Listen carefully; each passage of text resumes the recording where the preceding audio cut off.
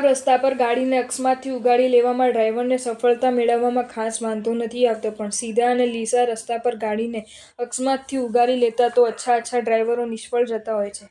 જાળના શિકાર બનતા અટકી જવામાં પંખીઓની હજી સફળતા મળી જાય છે, પણ જમીન પર પારધીએ ભરેલા દાણો તરફ આકર્ષિત નહીં થવા જવામાં તો કુશળ પંખીઓ પણ થાપ ખાઈ જતા હોય છે.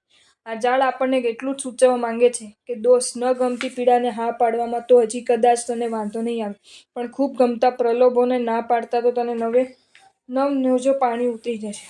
યાદ રાખજો, આસમાનમાં ઉડી રહેલ પંખીઓ દાણાના દર્શને જમીન પર આવે છે અને મારામાં ફસાઈ જાય છે.